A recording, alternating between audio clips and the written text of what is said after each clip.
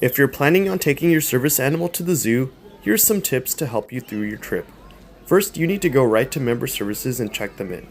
The zoo and staff need to be aware that there's a dog on the premises. They'll help escort you through certain areas that you might need to avoid. Certain places you need to avoid altogether are the open aviary, the petting zoo, and you need to rush through the predators and cat exhibits because they can become easily stressed by a dog that is outside the exhibit. You should be aware that there will be tons of screaming, yelling, and running children that may or may not come up and approach your dog. So your dog should be adequately trained for public access and be able to handle these sorts of situations, even though they shouldn't be interacted with to distract them altogether. Your dog should be interested, and they are probably more than likely going to be curious about the new animals, so bring some training treats and help them through the exhibits.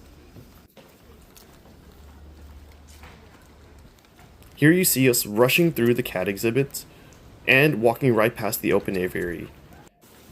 The cats can easily become stressed, and the other wild dogs and coyotes can become frustrated or excited and potentially hurt themselves by bouncing around, even though it is quite humorous to see sometimes. In this video, you'll see us walk through many crowds with lots of loud people and children. Here we're going through the Australian outback. Seeing kangaroos is something that my personal service dog is very intrigued by and seems to struggle with the most out of all the other animals. So that's where we spend a lot of time training from a good distance and closing our way in. Here is another exhibit with cats and the predators that you can see us rush through so that the animals don't take too notice of my service animal and become too stressed. Here you'll see a tiger barely get a glimpse of her and start pacing back and forth. The second you see any kind of interest that is bridging on fixation, you should go ahead and hightail it out of that exhibit.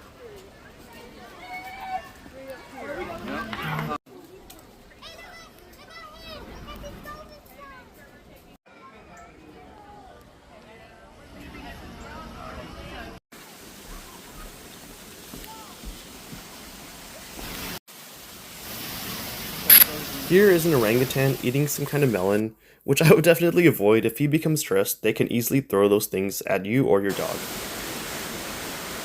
Also, here in a second, you'll notice some other primates notice my service animal, and after that point, we make a good distance to help keep them from becoming stressed, and then go ahead and hightail it out of there as well.